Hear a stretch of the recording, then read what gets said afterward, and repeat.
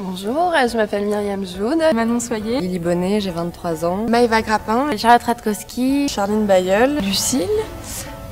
J'ai 22 ans. Je suis actuellement étudiante aux Beaux-Arts de Lyon. Design textile. Je vais bientôt passer mon diplôme. Pour ce projet de moquette, mon inspiration c'était plutôt les impressionnistes. Alors je me suis inspirée de carreaux de carrelage et surtout à l'envers du carreau de carrelage puisqu'il comporte une espèce de quadrillage. Mon idée c'était d'investir l'espace du sol comme on pourrait investir une feuille de papier par le crayonné. Pour ce projet, je me suis inspirée de la structure des estampes japonaises ou des peintures de Matisse.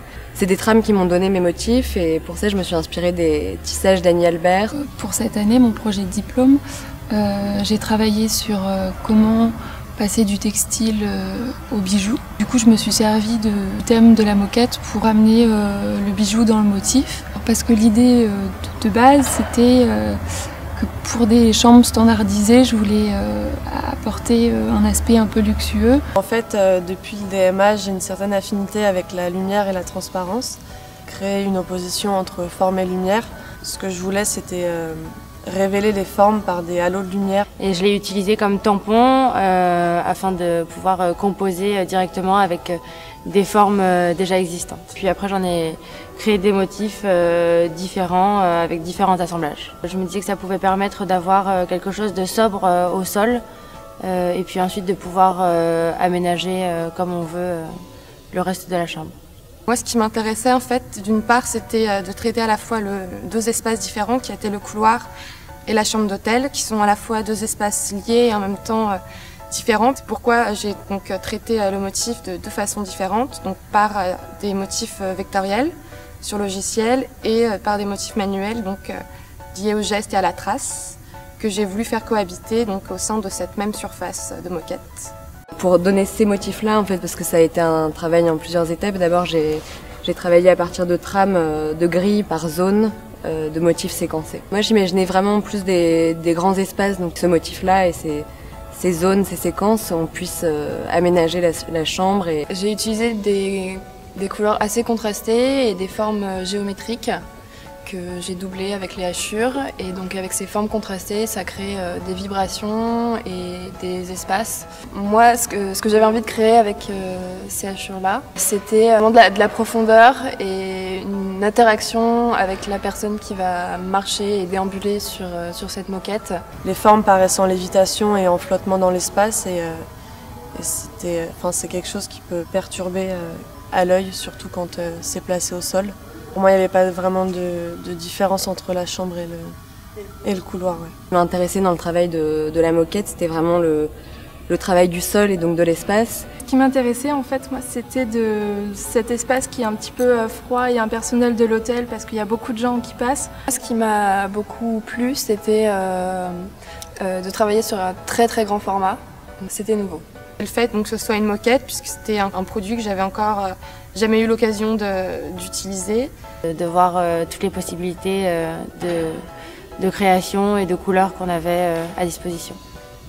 Raffiné, bien net, bien précis. Je suis assez impressionnée du rendu et des détails quand même donnés par la moquette.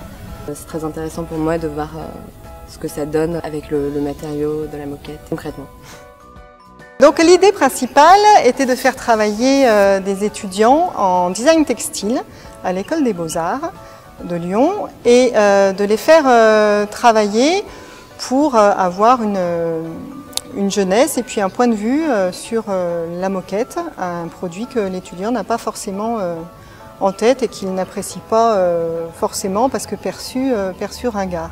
Nous, ce qui nous intéressait justement dans ce projet avec la société Balzan, c'était de pouvoir avoir un interlocuteur professionnel, d'avoir une entreprise qui n'a pas les mêmes contraintes qu'une école, puisque la contrainte des enseignants, c'est finalement de faire émerger l'univers de chaque étudiant, l'univers graphique.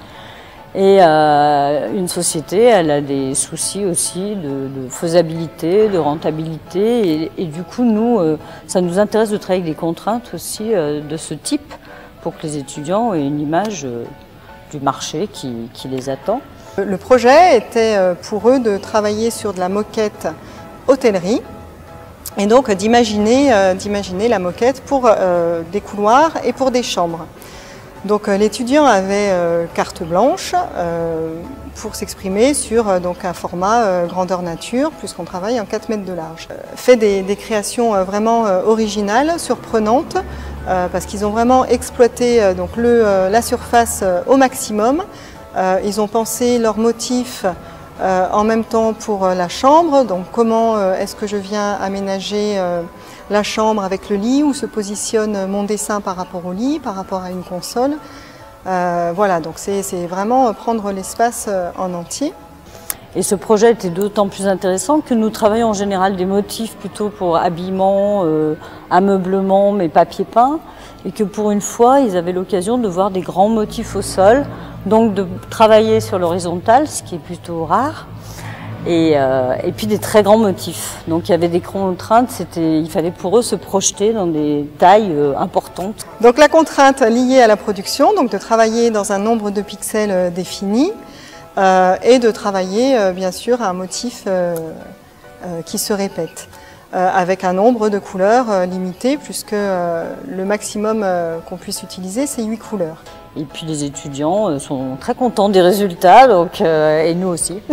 Donc on était heureux de voir des produits réalisés en vrai, et non pas des projets virtuels, comme c'est souvent le cas aussi dans les écoles. Ensuite, le but, c'est aussi de sortir un catalogue. Donc ce catalogue s'appellera Talent, donc Talent numéro 1, parce que bien sûr, ce sont nos futurs designers pour demain.